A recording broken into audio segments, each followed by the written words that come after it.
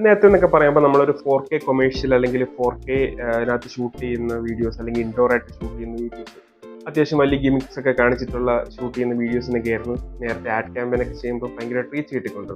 But ഇപ്പോൾ ആ ഒരു സിനാരിയോ ഒക്കെ ചേഞ്ച് ആയി. ഇപ്പം വളരെ റിയലിസ്റ്റിക് ആയിട്ടുള്ള റോ ആയിട്ടുള്ള വളരെ യൂസർ ജനറേറ്റഡ് ആയിട്ടുള്ള കോണ്ടന്റ്സിനാണ് ഇപ്പം ഭയങ്കരമായിട്ട് റീച്ച് കിട്ടുന്നത്.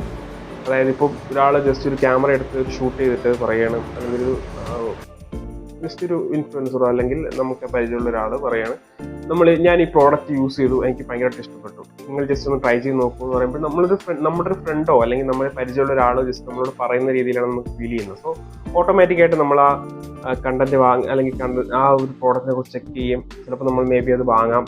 സോ അങ്ങനെ ഒരു കൺവേർഷൻ പോയിന്റ് ഓഫ് വ്യൂവിൽ നോക്കുമ്പോൾ അത് അവിടെ ഒരു കൺവേർഷൻ നടക്കുന്നുണ്ട്. സോ നേരത്തെ എന്നൊക്കെ പറയുമ്പോൾ നമ്മൾ വലിയ ബഡ്ജറ്റ് സ്പെൻഡ് ചെയ്ത് ഒരു 4K കൊമേഴ്ഷ്യലൊക്കെ നമ്മൾ ഷൂട്ട് ചെയ്യുന്നതിന് ഇപ്പം വളരെ റിയലിസ്റ്റിക് ആയിട്ട് ഇതേപോലത്തെ ചെറിയ ചെറിയ കണ്ടന്റ്സ് വെച്ചിട്ട് നമുക്ക് നല്ല രീതിയിൽ റീച്ച് കൊണ്ടുവരാൻ, നല്ല രീതിയിൽ നമുക്ക് കൺവേർഷൻസ് കൊണ്ടുവരാൻ പറ്റുന്നുണ്ട്.